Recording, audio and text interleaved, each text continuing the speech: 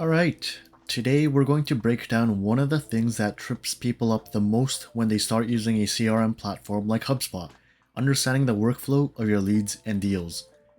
It's no secret that CRM platforms have gotten really complicated, and let's be honest, nobody has time to sit through all the onboarding steps or watch hours of tutorial videos. You'll see terms like contact lifecycle, lead status, sales pipeline, even lead pipeline stages if you're in the sales hub, and it's easy to get lost. The reality is, these are all just labels that help you track where someone is in their journey. Once you know what each label actually means, the whole process becomes a lot simpler. So in this video, we're going to walk through how these pieces fit together using HubSpot as an example. By the end, you'll be able to look at your CRM and know exactly what each stage is telling you. Let's start by clarifying the three main labels you'll see in most CRM setups. The first is contact lifecycle. Think of this as an intent level. It's the broadest category, showing where someone is in the bigger picture. Are they just a subscriber, a marketing qualified lead, a sales qualified lead, or are they already a customer? This is your bird's eye view. Next is lead status. This one is all about what's actually happening with a qualified lead. Did sales try to reach out to them? Are you still waiting for a reply? Have they actively engaged? Lead status tracks the day-to-day progress of working with that lead. And then you have the sales pipeline, which is about the deal itself. How is it progressing? Are you still in discovery, or are you negotiating, or is that deal closed? This is less about the person itself and more about the transaction now. So put simply, lifecycle is intent, lead status is activity, and the sales pipeline is the deal's progress. Once you see it that way, it's much easier to keep your CRM organized and meaningful. Next, we'll move on to a Miro board so you could see all this happening in a visual workflow. So we're on Miro now, and I've laid out all the labels we just talked about. At first glance, it might look like a lot, but don't worry, I'll walk you through it here and then we'll hop into HubSpot so you can see it in action. On the far left, I've marked ownership, basically who should be responsible for the contact at each stage. Next up is a platform and tools section, so you can see which ones usually come into play at different points. Then we've got the three main labels we just talked about: contact lifecycle, lead status, and the sales pipeline. After that comes the service pipeline, which is basically what happens once a deal is closed. That might even take place in another platform, but I added it here so the picture feels complete. And finally, on the far right, you'll see the lead pipeline stages. These are totally optional and really only matter if you're using the HubSpot Sales Hub as part of your plan. So by default, there are 7 contact lifecycle stages: subscriber, lead, marketing qualified lead, sales qualified lead, opportunity, customer, and evangelist. These labels that you see on this Miro board are the ones that come straight out of the box in HubSpot. But remember, you can always change the properties so the names make sense for your organization. Ideally, contacts move smoothly from top to bottom through these stages, but let's be real, it's rarely that neat. People will bounce around, jump ahead, or skip steps entirely. Alright, so up at the very top, we start with visitor. Visitors aren't really tracked inside HubSpot, but I added them here because they're so important. They're the starting point for where every lead and customer comes in. They might find you through your website, social media, or even third-party sites like Medium or G2. That's why it's key to track this audience with tools like Google Analytics or something similar, so you actually know who's coming in. Marketers should be taking ownership right from the stage. Next is subscriber. These are visitors that opted into hearing more from you by signing up for your blog or newsletter. Now you have their name and email, but we aren't sure if they're buyers yet. They just volunteered to stay in the loop. However, access to their data is important since they might become prospects in the future, and from here they should be logged into your CRM. Then we have a lead.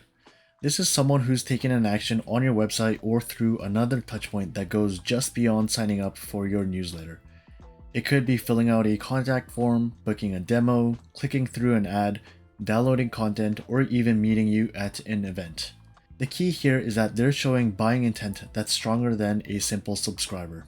From here, a lead scoring tool, which we covered in our last video, can help automatically move them toward the next stages like MQL and SQL. If you don't have a scoring system in place, you can still manage this manually.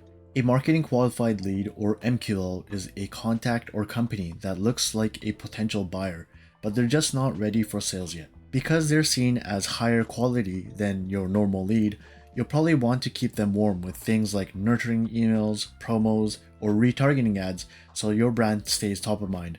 The idea is to be present when they're ready to move forward. MQLs usually stay with marketing, getting nurtured through automated workflows and email campaigns, while lead scoring runs in the background to track when they might be ready to move up. That said, if it's a slower season and there aren't many SQLs, sometimes an MQL can be manually bumped up so sales can start engaging with them. Next up is the Sales Qualified Lead or SQL. This is a contact or company that's been qualified as a real potential customer. From this point on, sales should be the primary team handling the contacts. This is also where the lead status label comes into play. These are the substages we talked about that let you track exactly what's happening with each lead. By default, there are 8 labels, though in practice you'll probably only be using 5 of them. So once an SQL comes in, sales can target it as news to show that it's been received but no outreach has started yet. From there, open means outreach has begun. In progress shows ongoing conversations, and open deal means the lead is qualified as a legitimate prospect. If sales decide it's not a good fit, a contact can also be marked as unqualified. And then there are also 3 optional statuses you might use in more specific situations. If a lead sits in open for a while without a response, reps can switch it to attempted to contact. If the contact replies but things stall, connected can be used, and if the timing isn't right, you've got bad timing, which just means that the contact has to be revisited later. And in the Sales Hub, there's also the option to use a dedicated lead management tool, which opens up the lead pipeline stages. These stages are new, attempted, connected, qualified, and disqualified. These basically run parallel to lead statuses, since the goal is the same, tracking progress of SQLs. The nice part about lead management tool is that it gives sales a more streamlined workflow area, similar to Trello or Asana if you use those. Reps can set tasks, notes, and due dates right there without always going back to the contacts tab. It's totally optional, but you can choose to use the lead pipeline stages instead of the lead status labels, or even set up a workflow so the two stay in sync. Finally, once a sales rep sees that there's a real opportunity, maybe the prospect has the budget, a need, timeline, or a demo call was booked, they can create a deal and link it to the contact. A deal is its own object in Hubspot that represents a potential revenue opportunity, so you really only want to create one if the prospect is truly qualified. When a deal is created, a contact moves into the sales pipeline, and the contact lifecycle should also be tagged as an opportunity. Because contact lifecycle, lead status, and the sales pipeline moves independently from each other, you can set up workflows so they update in sync instead of having to change everything manually. For example, one rule that you could create might say something like when a lead status moves to open deal, change that contact's lifecycle to opportunity. That's just an example. Moving to the sales pipeline, HubSpot gives you 7 default stages. These stages are appointment scheduled, which means a meeting or demo is booked, qualified to buy, which confirms the prospect has both a need and budget, presentation scheduled when a proposal or demo is prepared, decision maker brought in, meaning the economic buyer is on board, contract sent when a proposal or contract goes out, and close won when the deal is successful, or closed lost if a deal is lost. That said, use these ones as placeholders. Your pipeline should really be using a naming convention that fits your organization and makes sense to your sales team. And if you sell multiple products or services with very different processes, you can actually create multiple pipelines to match. Finally, when a contact or company reaches a closed won state and has at least one closed deal, they become a customer in the contact lifecycle. At this point, multiple teams usually get involved. Sales might help with onboarding while customer service steps in for support and making sure that they stay happy. Typically, this is where the sales process ends, but sometimes a customer becomes an evangelist, someone who actively advocates for your brand. These could be long-term loyal customers, repeat buyers, or even people willing to do case studies with you. At this point, marketing might step back in with things like onboarding drips to help new customers get started with tutorials or setup calls, retention campaigns to remind them about renewals, new features or upsell opportunities, advocacy campaigns that encourage referrals, testimonials, or case studies, and cross-sell or upsell automation to suggest complementary products or services. So that wraps up everything on the visual side. Next, let's jump into HubSpot so you can see how this all looks inside the platform. Okay, so now we are inside HubSpot. If you don't have an account, it's free to create one so you can follow along. Let's start by creating a contact. So because this is my separate account meant for demonstration purposes, I only have the 2 default contacts, but let's try importing a new contact. So I'll set it up myself. Info, I'll add myself in here. For now, we will click select a stage and create. So now we have Andrew, which is me, and I am the CEO of Struck AG. My info is in there, my email information is in there, and this is what you will typically see. So if you go into your contacts, I exist inside here now, so going in. And then you will log all your activities within the activities tab, and you'll have an overview of what is going on with this contact. So once they come in, you could fill out all their information. It might be their phone number, might be their buying role, their primary associated company. So right now it just says Struck A, the company is Struck AG, but I could fill that in a little bit more. Company name, Struck AG, save. Industry marketing. Okay, so inside this window is where you will do most of your work, and you'll quickly see that by default you won't see the contact lifecycle stage available within your view. So you'll actually have to add that. You'll go to actions, customize property, and then add property, and you will put in contact lifecycle stage. Put that in, and I'll bring that up to the top so you can see that. And then we also have the lead status, which I'll show, so I'll bring it up for now and click OK. So because we didn't select a lifecycle stage when we created this contact, let's change that to a lead. So we assume that this contact has a legitimate interest or need for a product or solution. Now, if you have lead scoring set up as we demonstrated in our previous video, leads can automatically be bumped up to an MQL or an SQL. You could also do this manually. However, if you do have that automation set in place and there's enough criteria that is met by the contact, they might move up to become an SQL over time.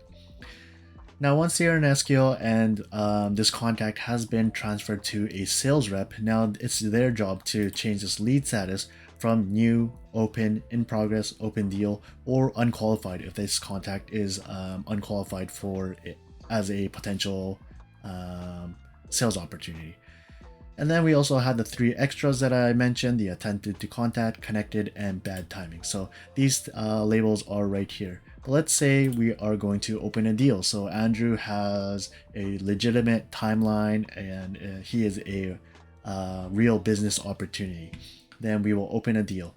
Now I'm also going to demonstrate if you have access to the sales workplace, what that looks like when you use the lead tool over there. So because I don't have the Sales Hub Professional on this account, you can actually access a free 14-day trial. So I'll do that right now.